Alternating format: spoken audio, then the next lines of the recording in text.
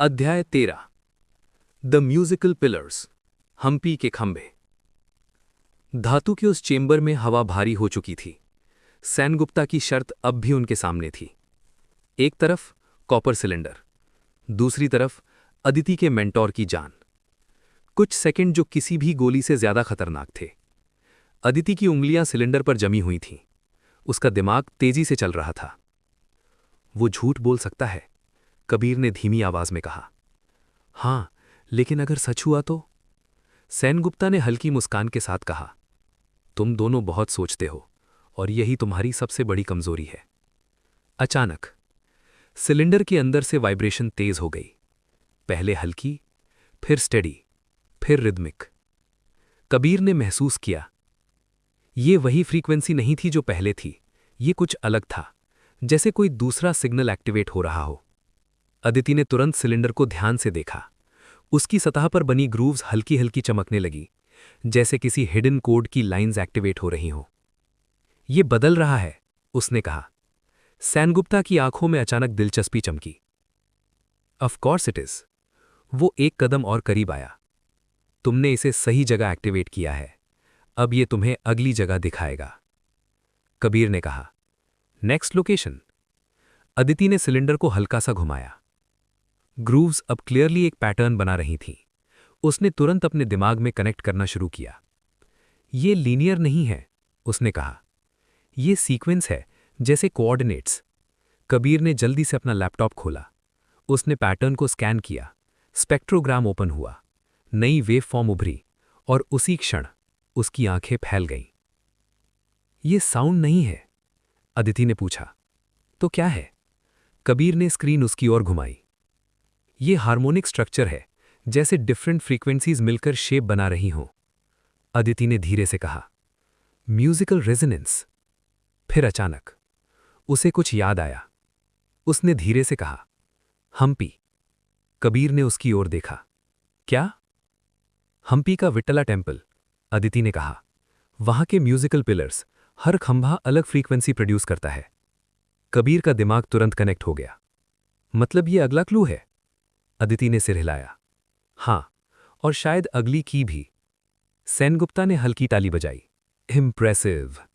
उसकी मुस्कान अब और गहरी हो गई थी। तुम लोग खुद ही पजल सॉल्व कर रहे हो, मुझे ज्यादा मेहनत भी नहीं करनी पड़ रही। कबीर ने गुस्से से कहा। तुम्हें सब पहले से पता है ना? सेनगुप्ता ने जवाब दिया। कुछ चीजें हां। फिर उसने इशारा किया। उसके आदमी तुरंत अलर्ट हो गए। अब हमें आगे बढ़ना चाहिए। अदिति ने तुरंत पीछे हटते हुए कहा। हम तुम्हारे साथ कहीं नहीं जा रहे। सेनगुप्ता की मुस्कान गायब हो गई। तुम्हारे पास चॉइस नहीं है। तभी सिलेंडर अचानक तेज कंपन करने लगा। कमरे की दीवारों में हल्की गूंज फैल गई। नीली रोशनी फ्लिकर होने लगी। कबीर ने महसूस किया, ये वही रेजोनेंस है, लेकिन अनकंट्रोल्ड। कुछ गड़बड़ है, उसने कहा। अदिति ने तुरंत कहा, यह ओवरलोड हो रहा है। अगले ही सेकंड पूरे चेंबर में एक तेज सोनिक पल्स फैला। वूम। सेनगुप्ता के आदमी कुछ पल के लिए लड़खड़ा गए। लाइट्स फ्लिकर हुईं। कबीर ने मौका देखा। अभी उसने अदिति का हाथ पकड़ा। दोनों कॉरिडोर की ओर भागे। पीछे से आवाज आई, स्टॉप देम। गोलियों की आवाज गूंजी। धातु की दीवारों पर रिकोशे की आवाज आई। दोनों सीढ़ियों की ओर भागे। ऊपर मंदिर की गूंज और तेज हो चुकी थी, जैसे पूरा कैलासा अब जाग चुका हो। कबीर और अदिति किसी तरह बाहर निकल आए। रात अभी भी गहरी थी, लेकिन अब उनके पास नया डायरेक्शन था। हम्पी। कुछ घंटों बाद कर्नाटक, हम्पी। सुबह की हल्की रोशनी प्राचीन खंडहरों पर पड़ रही थी। पत्थरों के बीच इतिहास की परतें साफ दिखाई दे रही थीं। कबीर और अदिति दूर खड़े विट्ठला टेम्पल को देख रहे थे। उसका विशाल प्रांगण और बीच में वो प्रसिद्ध रथ, और उसके आसपास स्तंभों की कतार, म्यूजिकल पिलर्स।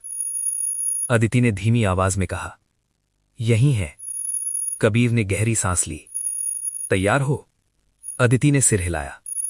दोनों धीरे धीरे मंदिर की ओर बढ़े, लेकिन जैसे ही वो मुख्य प्रांगण के पास पहुंचे, कबीर रुक गया। उसकी नजर आगे जमी हुई थी। अदिति ने पूछा, क्या हुआ? कबीर ने धीरे से कहा, हम अकेले नहीं हैं। अदिति ने आगे देखा। मंदिर के भीतर स्तंभों के बीच काले कपड़ों में कई लोग खड़े थे, हथियारों के साथ, पूरे प्रांगण में फैले हुए, जैसे किसी ने पहले से घात लगाकर इंतजार किया हो। अदिति की सांस अटक गई। मर्सिनरीज। और उसी क्षण उनमें से एक ने धीरे से सिर घुमाया और सीधे उनकी ओर देखा।